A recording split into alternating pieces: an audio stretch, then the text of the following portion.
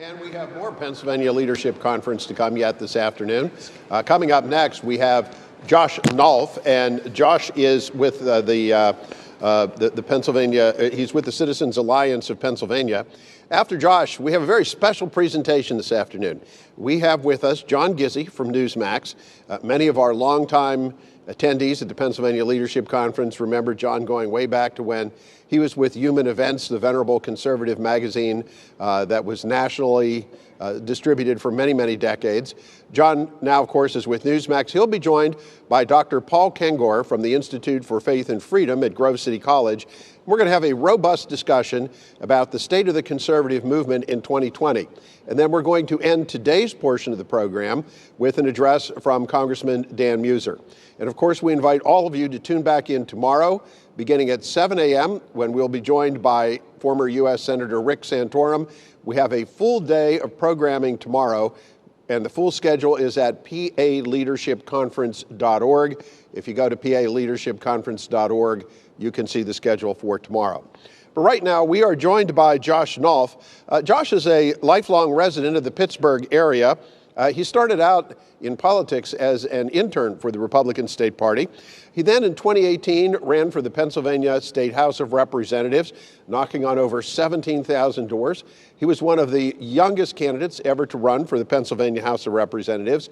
He now serves as Public Outreach Director for the Citizens Alliance of Pennsylvania. Please welcome to the Pennsylvania Leadership Conference, Josh Nulph. Well, thank you for having me here at the Pennsylvania Leadership Conference. My name is Josh Nulph. I'm the Public Outreach Director for the Citizens Alliance of Pennsylvania, and I'm also the co-founder of our new division, the Entrepreneurship Protection Program. I'm honored to speak here at PLC today because we're living in a profound time in Pennsylvania, a time that 1 year ago, I'm pretty sure none of us would have ever imagined we would be in. The fundamental freedom to open and operate your business is under attack. And if continued to go down this path, I believe that the ability to start a business for my generation will cease to exist. After I speak here, you'll see a video that we produced for the Entrepreneurship Protection Program that highlights the story of John Kennedy, an entrepreneur. The story of John Kennedy really resonates with the people of Pennsylvania. The tenacity to start from nothing, learn and grow, enough to give entrepreneurship a try and start his own business. That is the American dream, but that is Pennsylvania. But this dream is under siege. According to Forbes, Pennsylvania is number 28 on best states to do business in.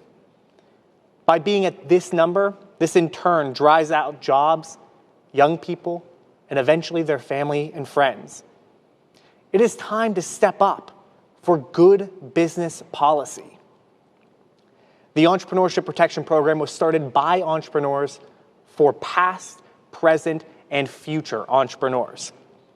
We have set out on a mission to change the public perception and opinion of what entrepreneurship and capitalism is right here in the Keystone State, with 3 mission points to accomplish just that. Number 1, we're starting with digital education. We all spend our time on our phones, and we want to hit people right where they're at. So we want to create non-polarizing content that goes after and educates people on not only who the entrepreneur is, but what the fundamental concepts of entrepreneurship is. Our second mission point is entrepreneurial advocacy. Everyone needs someone in their corner, someone to be a fighter, and we will fight for the entrepreneurs and the people they employ right within our communities. Our third and final mission point is to inspire entrepreneurs to rise up and serve. You don't have to be elected to be effective, but we all must serve to protect the very fundamental freedoms that gave us the opportunity to start our business. Through our travels, we will inspire business owners to step up and serve the great Commonwealth of Pennsylvania. With more regulation, more paperwork, and taxes piling high, I believe that starting a business might almost be out of reach for Pennsylvania. But the Entrepreneurship Protection Program is committed to preserving the American dream for every single Pennsylvanian. I have traveled across this Commonwealth day in and day out, and I've sat with business owners over breakfast, lunch, dinner, and coffee. And let me tell you, every single one of them is tired of the excessive hand that business has in that government has in business. What other country can someone come to with absolutely nothing, start a business and try and make something for themselves and their family? Truly, I am scared. I'm scared that my generation will not have this same opportunity. The opportunity to risk it all. To risk everything and try for the result of what the American dream has to offer.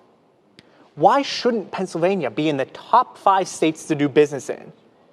Just because we aren't there now doesn't mean we can't be there in 5, 10, 15 years. And it doesn't mean we shouldn't work every single day to get there. And I'm talking to every business owner and every elected official. So I'm imploring you, entrepreneurs across Pennsylvania, to join us in this fight, to say enough is enough to bad business policy and to recognize that you do have the power to change that. The Entrepreneurship Protection Program is committed to being a resource and a voice for the people who want to live the American dream. So my ask to all of you today is to get involved. If you have $5 or $10 and want to donate on our website, wonderful. But if you just want to get involved and be a part of what we're trying to accomplish, sign up on our website, because you'll hear from me almost immediately. Our website is ourepp.org. That's ourepp.org. Reach out and get involved. We've seen what sitting back has done to Pennsylvania. I can only imagine what standing up will do right here in the Keystone State. I've been honored to speak here at PLC, and I look forward to hearing your thoughts on the video you're about to see featuring entrepreneur John Kennedy. Thank you.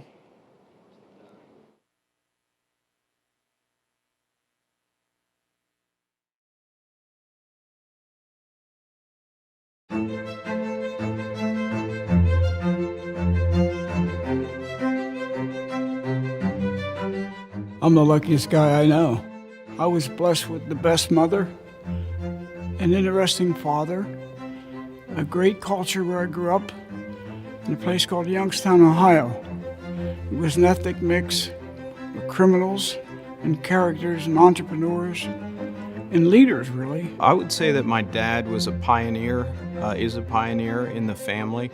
The family he came from were not entrepreneurial. As a father, he never defined himself by his business, which I really give him a lot of credit for. But I always had a nose for money. Back then, you either stole it, or you worked for it, or you married it. And so I tried 2 of those and ended up working for myself. I was ambitious and curious, but I wasn't very academic. I graduated 3rd from the bottom, not the top. I had no plan at all. And so I ended up working on the railroad back in 1956. I remember I had $5. And then within 18 months, I came to Harrisburg and started my own railroad construction company, something I never thought I'd ever do. Beyond all that, when I say, who am I, how did I get here, I'm the luckiest guy. I know, because I was free to do what I wanted to do. When I turn on the television now and I see bail out this, free education, they're stealing the liberty and the freedom of these young kids. We're at a time in our life right now in this country where those of us who did so well and cared so little about the country have an opportunity, really, to step back and do something of real value. Well, the mission is to preserve the free market capitalist system. If I could rule for a day, I'd put a needle in the arm of every employer, every entrepreneur, every capitalist, retired or active, stick it right in and say, drip, drip, drip, it's time. If you walk into their office, what you'll find on their desk and their credentials on their walls, what do you find? You find a picture of their children, their families, they cherish, Well, if you really love and cherish them, you want them to be free to have the same choices you had. And the only way we do that now is that we need to take our time and go in and do the dirty work, do the heavy lifting. The politician should be someone who wants to get elected, serve, do the best they can, leave, period, and go back to where they came from. That's how the Founding Fathers perceived it and designed it to be. Whereas today it's completely upside down. It's a place where you build careers. It's the elite now. It's almost a class among itself. You know, the new rich are coming out of the nonprofit environment. Think about that. We need to take them on. And it's coming out of the roots of Pennsylvania, the special place. We need to take them on to do what? To bring those who produce jobs, small business particularly, 70% of the jobs they produce, I'm told, 70% of the taxes come from firms with less than 70 people. Okay, so isn't it time that we get engaged and we get elected to do what? To take them on, the same as the Founding Fathers did, to take on the unionized bureaucracy, not the people. Pennsylvania is the only place that started, and I'll tell you, I've proven it because we have gone beyond with the program we worked to states like Virginia and Delaware and Ohio and Michigan and Missouri and Texas and 3 New England states are following the lead of what we're doing by getting capitalists elected, getting people who produce the work and the tax to say, it's time I stick my nose into the business of public policy, because it really just it's the time to do it, and it's the best place to start, right here where the nation started, with the same spirit of us, because it's our turn and it's time. It's real simple. You abandon security in search of opportunity. An entrepreneur is somebody that takes all the God-given talents you know inside of you and goes about finding them, because there's nothing as precious as self-employment. You meet someone you would have never met before when you become self-employed, when you put it all on the line. You know, thank God today we have the freedom, unlike many other countries, to push ourselves, even if it's not business. People that are not in business can be entrepreneurs by seeing a problem and coming up with a solution and then actually executing on it. There was a time where the night before, you were going to wake up the next day no longer suffering from paycheckitis, that you were going to be self-employed. That was a special moment, with all the talent and all the experience and all the ambition, all that you were, you had no other choice but to quit your job and go into business. I question this: what if you couldn't do that? So to get them to step in now is to say to themselves, look at your sons and your sons' and daughters and say to themselves, I want them to have the same opportunity. And if they're not free to do it, what do we accomplish? We're not going to politic our way out of this. This is really, I hate to use the word, it's morality. It's right versus wrong. I'm hopeful about the future of capitalism because the millennials are smart, and the millennials, like 56% of them, hate public corruption. They really do.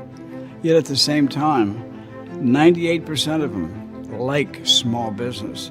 They want to be free to do the stuff they want to do. Seniors out there, particularly the ones who have gained economic freedom, you can re-educate your adult children who they can re-educate their millennials, your grandchildren, so that we can get the country back. It's the greatest gift that keeps on giving any parent, to watch them do something, not so much the same thing, but to do it better. And that is just like, I wish that for every parent. The spoils still belong to the risk taker. And to me, there's 900 definitions of what an entrepreneur is, but first he must be free to choose, abandoning security in pursuit of opportunity.